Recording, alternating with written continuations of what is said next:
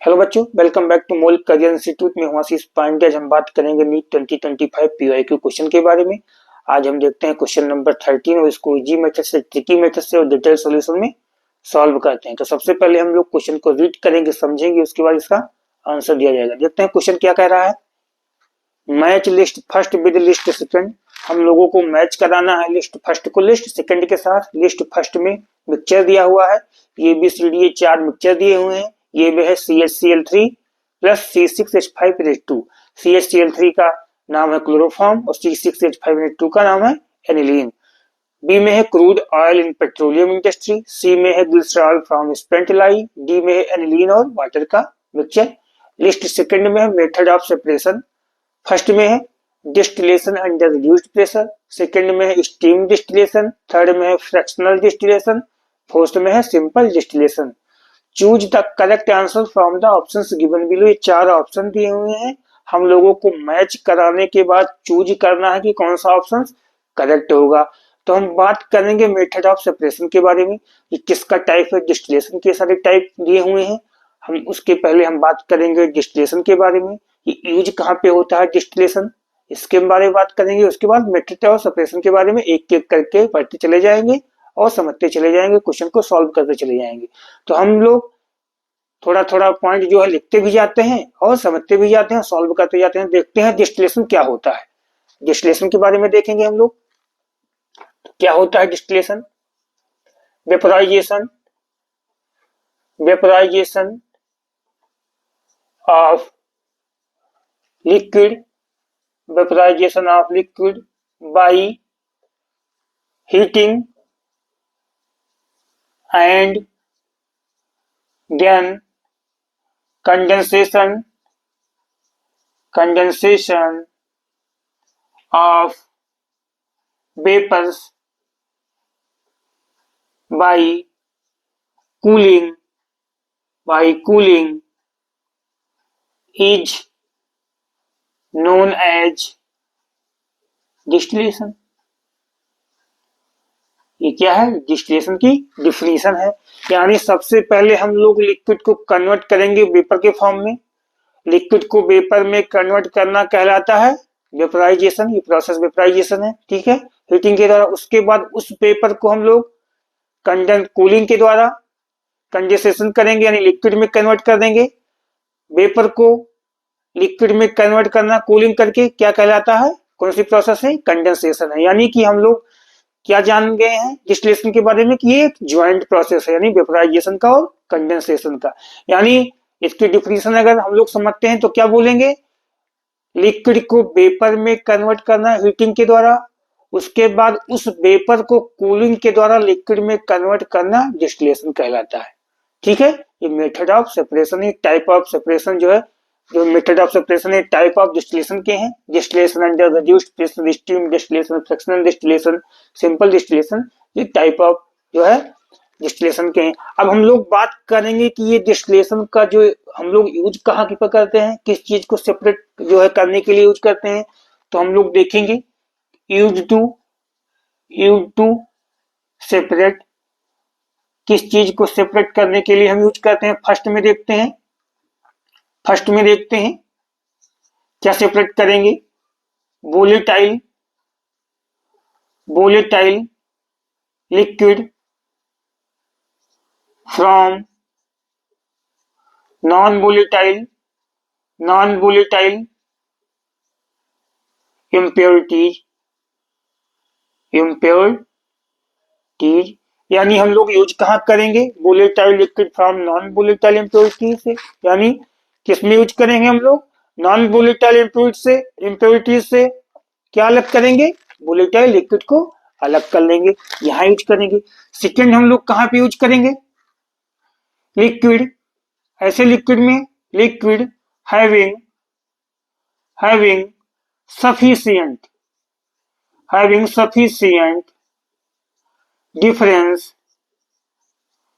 difference in their boiling points. यानी ऐसे liquid में हम लोग इसको यूज करेंगे जिनके बीज के बॉइलिंग पॉइंट का डिफरेंस क्या है, पर्याप्त हो। यानी बॉइलिंग पॉइंट के डिफरेंस क्या है, पर्याप्त हो, जिसमें अंतर क्या है, पर्याप्त हो दोनों में, वहां पे हम लोग यूज करेंगे। तो कहाँ कहाँ पे यूज करेंगे, volatile liquid from non volatile impurities, यानी क्या है, नॉन वोलेटाइल इम्प्योरिटीज से क्या अलग करेंगे, वोलेटाइल लिक्विड को हम लोग अलग कर लेंगे, सेपरेट कर लेंगे, ठीक है। उसके बाद कहाँ पे यूज करेंगे, liquid having sufficient difference in their boiling point, यानी ऐसे लिक्विड में जिनके बीच में क्या है, बॉइलिंग पॉइंट में पर्याप्त अंतर हो, वहां पे हम लोग यूज करेंगे सेपरेट करने के लिए डिस्टिलेशन को, ठीक है, इस मेथड को। अब हम बात करेंगे जो टाइप ऑफ डिस्टिलेशन है, यानी मेथड ऑफ सेपरेशन के बारे में, कि डिस्टिलेशन अंडर रिड्यूस्ड प्रेशर, सबसे पहले इसके बारे में बात करते हैं। तो डिस्टिलेशन अंडर रिड्यूस्ड प्रेशर जो है, ये मेथड कहाँ पे यूज करते हैं, किस लिक्विड में यूज करते हैं हम लोग, या किस मिक्सचर में यूज करेंगे।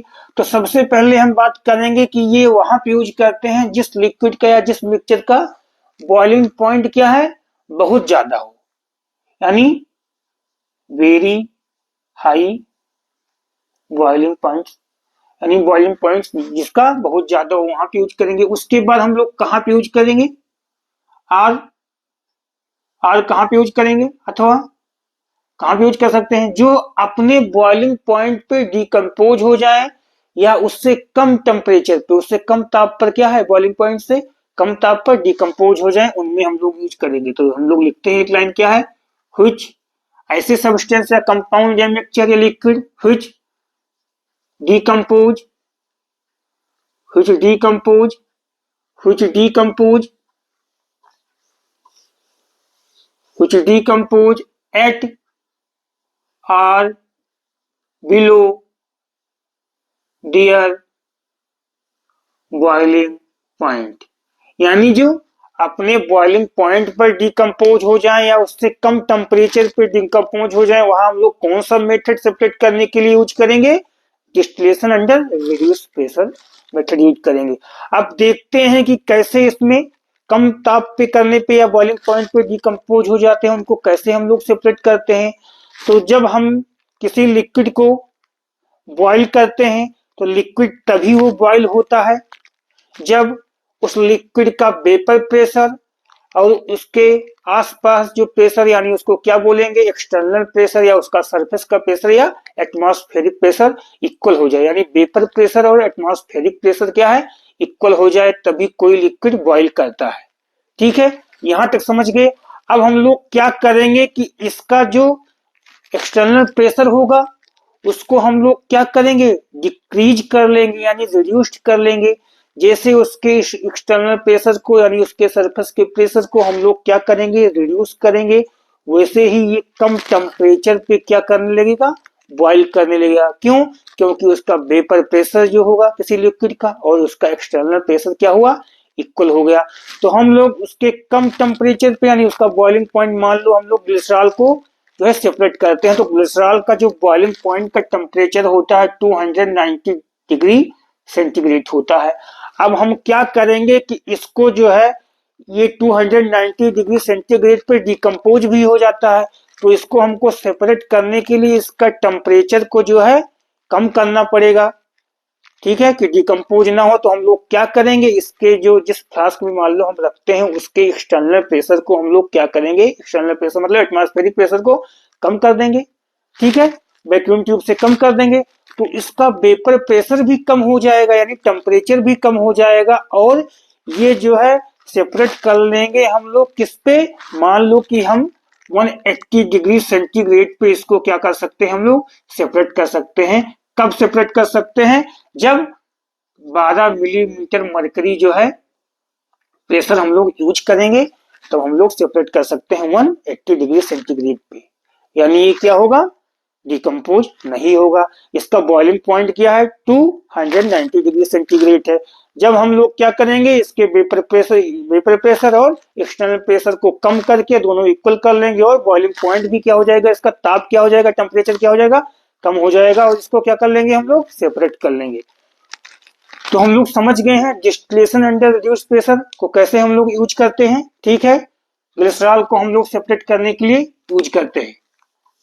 अब हम बात करेंगे स्टीम डिस्टिलेशन, ये कहाँ पे यूज होता है, ये मेथड कहाँ पे यूज होता है, ऐसे सब्सटेंस कंपाउंड या मिक्सचर में यूज करते हैं जो वोलेटाइल, जो स्टीम वोलेटाइल हो, कहां पे यूज करेंगे? जो स्टीम वोलेटाइल हो। And immiscible immiscible with water, water में ये मिक्स ना हो और इनका वेपर प्रेशर क्या हो? हाई हो। यानी वेपर प्रेशर क्या हो? हाई हो। तो क्या सब्सटेंस कैसे होने चाहिए? मिक्सचर या लिक्विड? स्टीम वोलेटाइल होने चाहिए, इमिसिबल होने चाहिए, ठीक है, वाटर में, और वेपर प्रेशर उनका हाई हो। जैसे एनिलीन होता है, हम लोग सेपरेट करते हैं एनिलीन को, स्टीम वोलेटाइल होता है। अब हम बात करते हैं फ्रैक्शनल डिस्टिलेशन के बारे में। ये कहां पे यूज होता है? फ्रैक्शनल डिस्टिलेशन किस मेथड में यूज होता है? इस मेथड के बारे में। अब फ्रैक्शनल डिस्टिलेशन यूज करते हैं डिफरेंस इन ऐसे कंपाउंड या मिक्सचर या लिक्विड जिनका बॉइलिंग पॉइंट का डिफरेंस बहुत कम हो, ठीक है। Difference in boiling points of compounds या मिक्सचर या liquid compounds is very less. Very less कहने का मतलब है कितना होना चाहिए? 5 degree centigrade to 10 degree centigrade temperature इसका होना चाहिए। 5 degree centigrade to 10 degree centigrade क्या है, जो है डिफरेंस होना चाहिए लिक्विड के बीच में, ठीक है। वहां पे हम लोग फ्रैक्शनल डिस्टिलेशन को यूज करते हैं। अब देखते हैं सिंपल डिस्टिलेशन को कहां पे यूज करते हैं। Difference in boiling point of compounds is more than 40 degree centigrade. यानी सिंपल डिस्टिलेशन मेथड को हम लोग कहां पे यूज करते हैं? जहां पे कंपाउंड के बीच में बॉइलिंग पॉइंट का डिफरेंस 40 डिग्री सेंटीग्रेड से ज्यादा हो, वहां पे हम लोग क्या यूज करते हैं? सिंपल डिस्टिलेशन को के मेथड को यूज करते हैं। अब आ जाएंगे हम लोग कहां पे? लिस्ट फर्स्ट मिक्सचर में आ जाएंगे और इसको देखते हैं, क्वेश्चन को सॉल्व करते हुए जाते हैं साथ साथ। अब देखते हैं यहाँ पे क्लोरोफॉर्म और एनिलीन का मिक्सचर है। क्लोरोफॉर्म एनिलीन क्या है? लिक्विड होते हैं। अब हम लोग को क्या देखना है? दो चीज देखना है कि volatile liquid and non volatile impurities के बीच में सेपरेट करना है। उसके बाद क्या देखना है? बॉइलिंग लिक्विड में बॉइलिंग पॉइंट का डिफरेंस क्या है? सफिशियंट होना चाहिए, ठीक है, वो देखना है। यानी बॉइलिंग पॉइंट का डिफरेंस देखना है। तो अब देखेंगे इसका बॉइलिंग पॉइंट कितना होता है? 61 डिग्री सेंटीग्रेड होता है क्लोरोफॉर्म का। उसके बाद एनिलीन का देखते हैं, 184 डिग्री सेंटीग्रेड होता है बॉइलिंग पॉइंट किसका? एनिलीन का। अब हम लोग देखेंगे इनका डिफरेंस कितना ज्यादा होता है, यानी more than 40 degree centigrade difference होता है बॉइलिंग पॉइंट का क्लोरोफॉर्म में और एनिलीन दोनों का। तो हम लोग कौन सा मेथड यूज करेंगे सेपरेट करने के लिए? यानी कि सिंपल डिस्टिलेशन यूज करेंगे, क्योंकि more than 40 degree centigrade difference है बॉइलिंग पॉइंट का। तो ये वाला का हम लोग कहां पे मैच करा देंगे? फोर्थ वाले में मैच करा देंगे, ठीक है। ये हम लोग क्वेश्चन को सॉल्व कर चुके हैं। ये वाला आप देखते हैं बी वाले, crude oil in petroleum industry. यानी क्रूड ऑयल को हम लोग सेपरेट करने के लिए कौन सा मेथड यूज करते हैं? तो देखते हैं कि जो क्रूड ऑयल है उसमें पेट्रोल है, केरोसिन है, डीजल है, इनको सबको हम लोग सेपरेट करते हैं। गैसोलीन भी हो गया, ठीक है, इसको हम लोग सेपरेट करते हैं। तो इन सब में जो बॉइलिंग पॉइंट का डिफरेंस होता है बहुत कम होता है, वेरी लेस होता है बॉइलिंग पॉइंट का डिफरेंस, यानी 5 to 10 डिग्री सेंटीग्रेड अबाउट होता है। तो हम लोग इस मेथड को, इस मिक्सचर को किस मेथड से जो है सेपरेट कर लेंगे? यानी फ्रैक्शनल डिस्टिलेशन मेथड से हम लोग सेपरेट कर लेते हैं, क्योंकि फ्रैक्शनल डिस्टिलेशन में difference in boiling point of compound या लिक्विड या मिक्सचर में क्या होता है? वेरी लेस होता है, 5 degree centigrade to 10 degree centigrade होता है। तो हम लोग पेट्रोल, केरोसिन और डीजल को ये सब क्या करेंगे? सेपरेट कर लेते हैं फ्रैक्शनल डिस्टिलेशन से। अब देखते हैं ग्लिसरॉल फ्रॉम स्पेंट लाई। यानी ग्लिसरॉल को हम लोग कहां से जो है सेपरेट करते हैं? स्पेंट लाई। स्पेंट लाई क्या होता है हम लोग ये देखेंगे। ये क्या होता है? By product of soap making. जब हम लोग साबुन बनाते हैं, साबुन बनाने को हम लोग क्या कहते हैं? सपोनिफिकेशन। सोप मेकिंग का ये बाई प्रोडक्ट होता है, उसको हम लोग क्या बोलते हैं? स्पेंट लाई बोलते हैं। इस बाई प्रोडक्ट में वाटर भी होता है, ग्लिसरॉल भी होता है, कास्टिक सोडा भी होता है, ठीक है, और साल्ट भी होता है, जैसे NaCl हो गया। ये सब होते हैं। इस स्पेंटलाई से हम लोग क्या सेपरेट करेंगे, ग्लिसरॉल सेपरेट कर लेते हैं। ग्लिसरॉल क्या होता है, अपने बॉइलिंग पॉइंट पे डिकम्पोज हो जाता है, इसलिए हम इसको सेपरेट करने के लिए कौन सा मेथड यूज करेंगे, डिस्टिलेशन अंडर रिड्यूस्ड प्रेशर। ऐसे कंपाउंड या लिक्विड जो अपने बॉइलिंग पॉइंट पे डिकम्पोज हो जाते हैं उनको हम लोग सेपरेट कहां से करते हैं, कौन सा मेथड यूज करते हैं डिस्टिलेशन का, डिस्टिलेशन अंडर रिड्यूस्ड प्रेशर। उसी वाले को हम लोग कहां पे मैच करा देंगे, फर्स्ट वाले पे मैच करा देंगे। ठीक है, ये वाला हो गया।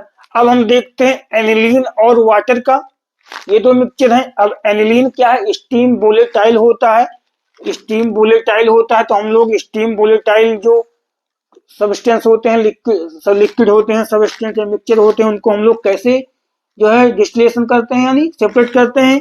तो ये स्टीम वोलेटाइल में चला जाएगा और ये इमिसिबल भी वाटर होता है, एनिलीन वाटर में मिक्स नहीं करता है। तो हम लोग डी वाले को कहा मैच करा देंगे, सेकेंड वाले पे मैच करा देते हैं डी वाले को। अब हम लोग क्वेश्चन को सॉल्व कर लेंगे, ठीक है, ऑप्शन को चूज करके। अब देखते हैं फर्स्ट वाला जो ऑप्शन है, इसमें ये का फोर्स कह रहा है, ये का कौन सा है, यहाँ पे फोर्स ही है, ये सही है। और कहा ये का फोर्स मिल रहा है, सेकंड वाले में मिल रहा है, थर्ड वाले इसमें थर्ड में नहीं मिल रहा है, फोर्स में नहीं मिल रहा है।